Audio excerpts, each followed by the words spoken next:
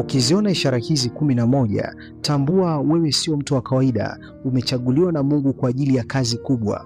Kuna watu ambao tangu wakiwa wadogo wamekuwa wakijisi tofauti na wengine. Wana moyo wa ajabu, vita vya ajabu, ndoto za ajabu na mapambano yasiyoeleweka. Wakati wengine wanaishi kawaida, wao hupitia majaribu makubwa, hupitia kukataliwa, hupitia kuchelewa na vita vya kiroho visivyo vya kawaida, na mara nyingi hujiuliza, kwa nini maisha yangu ni tofauti hivi? Kwa nini napitia mambo ambayo watu wengine hawaelewi?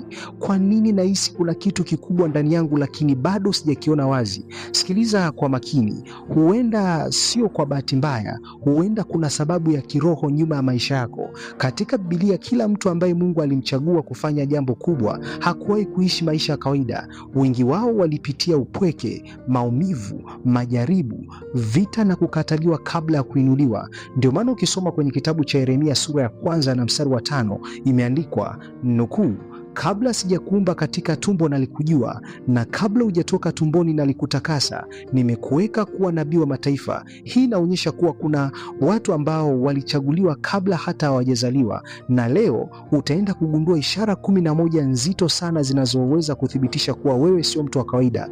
Umebeba kusudi kubwa, umebeba wito mkubwa, na umechaguliwa kwa jambo ambalo wengi hawawezi kulielewa. Kabla tujaendelea na somo letu la leo, nisiwe mchoyo wa shukrani. Napenda kuwashukuru watu wote mlio subscribe katika channel yetu hii ya Nguvu ya Maono Media. Hakika ninyi ni watu wa muhimu sana kwetu. Tunawaombea kwa Mungu awalinde, awatunze na awafanikishe kwenye kila jambo mnalolifanya. Lakini pia kama wewe ndo mara yako ya kwanza kabisa kuungana nasi na bado huja subscribe, basi nikupe pole, kwa sababu watu wote makini na wanaopenda kujifunza tayari wamesha subscribe katika channel yetu hii ya Nguvu ya Maono Media. Ili nawe uwe miongoni mwa watu makini na wanaopenda kujifunza, basi hakikisha una subscribe kisha unabonyeza kitufe cha alama kengele. Kwa kufanya hivyo, utakuwa miongoni mwa watu makini na wanaopenda kujifunza. Hakika Nguvu ya Maono Media ni mgodi wa maarifa. Twende moja kwa moja tukaziangalie ishara 11 ambazo ukiziona, tambua wewe sio mtu wa kawaida, bali umechaguliwa na Mungu kwa ajili ya kazi kubwa. Namba 1, maisha yako yamejaa vita tangu utotoni. Watu waliochaguliwa mara nyingi hupitia vita vikubwa tangu wakiwa wadogo. Huenda ulikuwa katika mazingira magumu, ulipitia maumivu, kukataliwa, mateso au changamoto zisizo za kawaida. Hii ni kwa sababu adui hujaribu kushambulia kile ambacho kina thamani kubwa kabla hakijakomaa. Katika Biblia hata Musa alitafutwa auawe tangu akiwa mtoto kwa sababu kulikuwa na kusudi kubwa juu yake. Maisha yako yanapokuwa na vita visivyo vya kawaida, mara nyingi ni ishara kuwa ndani yako kuna kitu kisicho cha kawaida. Kwa hiyo ukianza kuiona ishara hii ya kwenye maisha yako, ukianza kuona maisha yako yamejaa vita tangu utotoni, yani tangia ukiwa mtotoni, unaona maisha yako yamejaa vita tu, unapitia vita, labda magonjwa, unaumwa, lakini unajikuta Mungu anakusaidia, unapona. Yani umepitia vita tangia utotoni. Ni ishara moja hapo ambayo inaonyesha wewe sio wa kawaida, umechaguliwa na Mungu. Ndani yako kuna kusudi kubwa sana. Yaani jambo la msingi ambalo nitakuwa litambue, ukubwa wa vita yako ni sawa na ukubwa wa hatima yako. Kwa hiyo ukianza kujiona tangia utotoni umekuwa ukipitia vita, umepitia magonjwa, ajali, lakini umepitia kwenye matukio makubwa sana, lakini unajikuta unatoka salama, ni ishara ambayo inaonyesha wewe sio wa kawaida. Ndani yako kuna kusudi kubwa sana. Kwa hiyo kwa nini unapitia vita? Kwa sababu shetani anakuwa anaona kile kitu ambacho Mungu amekiweka ndani yako. Kwa hiyo anakuwa anapambana ili kile kitu ambacho Mungu amekiweka ndani yako kistimie. Lakini ashukuriwe Mungu wetu anayeweza mambo yote. Yale mambo ambayo yako kwenye maisha yako, lile jambo ambalo Mungu ameliweka kwenye maisha yako litatimia katika jina la Yesu Kristo. Kwa hiyo ukianza kuona ishara hii, unapitia vita. Ukisoma kwenye Biblia utaona Musa. Yaani Musa wakati anazaliwa kuna sheria imewekwa na Farao ya kuwaua watoto wote wa kiume. Afu ndo Musa anazaliwa kwenye kipindi hicho. Kwa hiyo ukianza kuona ishara hii, yani ukianza kuona ni mtu ambaye tangia utotoni umekuwa ukipitia vita, ni ishara ambayo inaonyesha wewe sio wa kawaida.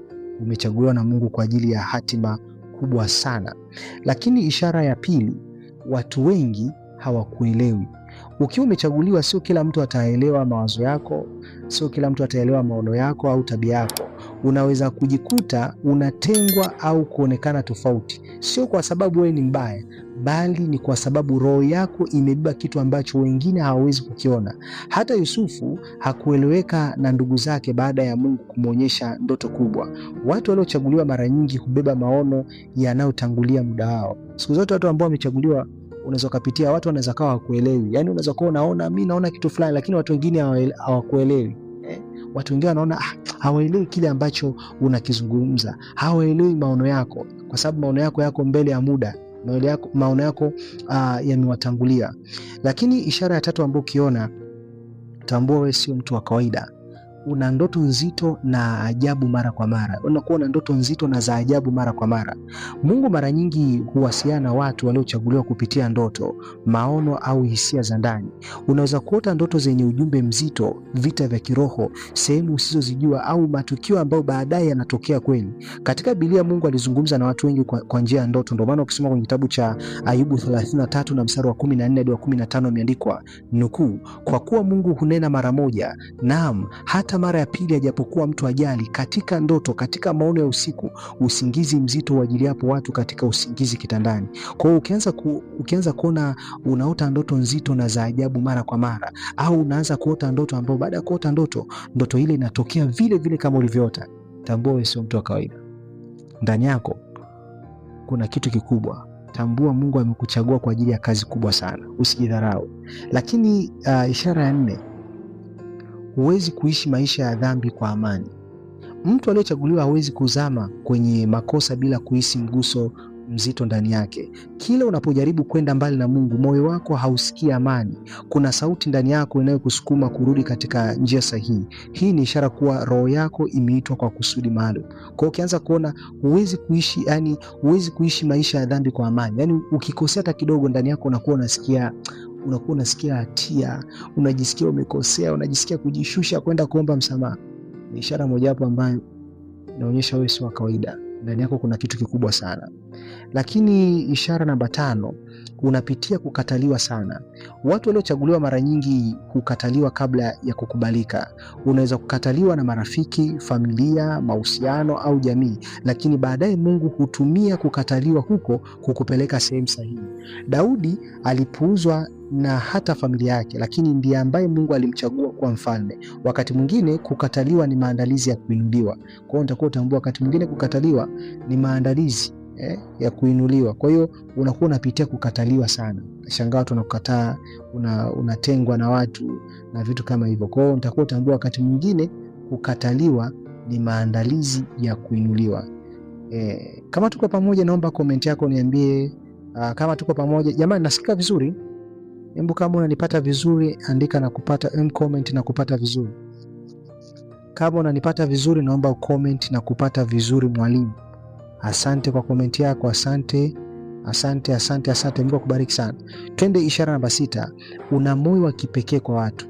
Unaumia ukiona watu wanateseka. Yani unakuwa ni mtu ambaye una moyo wa kusaidia, kuombea watu au kuinua wengine hata kama wewe mwenyewe unapitia maumivu. Hii ni ishara ya wito wa ndani.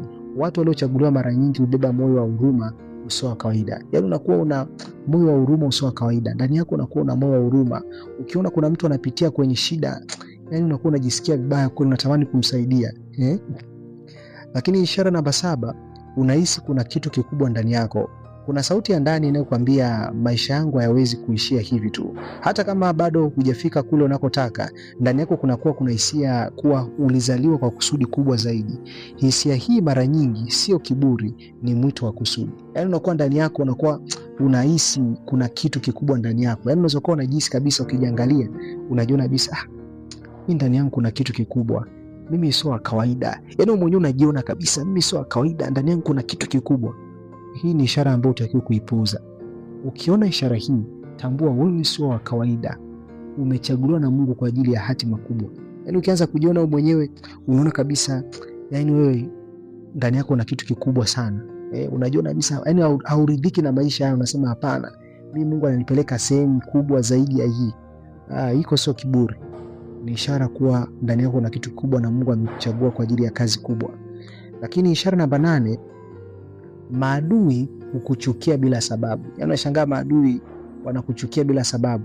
Watu wengine wanaweza kukuchukia hata bila sababu yoyote. Hii hutokea kwa sababu nuru ulionayo huwafanya wengine kutokuwa na amani. Katika Biblia watu wengi walioitwa na Mungu walipingwa sana. Yesu mwenyewe alichukiwa hata bila kosa. Unashangaa watu wanaanza kukuchukia bila sababu. Yaani hujamkosea mtu anakunyamazia, anakumunia, hataki kuongea na wewe. Ukiona ishara hii, utakuwa tambua wewe si wa kawaida. Namba 9, mara nyingi unapitia upweke. Watu waliochaguliwa hupitia vipindi vya upweke ili Mungu awatengeneze. Wakati mwingine Mungu hukutenganisha na watu fulani ili akufundishe kumtegemea yeye kwanza. Upweke sio kila mara ni laana. Wakati mwingine ni sehemu ya maandalizi ya kiroho. Namba 10, ishara namba 10, una nguvu ya kuinuka baada ya kuanguka. Licha ya maumivu yote uliopitia, bado hujakata tamaa. Unaanguka lakini unasimama tena. Unaumia lakini bado unaendelea mbele. Hii ni ishara kuwa kuna nguvu ya kiroho ndani yako inayokulinda kwa kusudi fulani. Kwa hiyo hutaki kupuuza.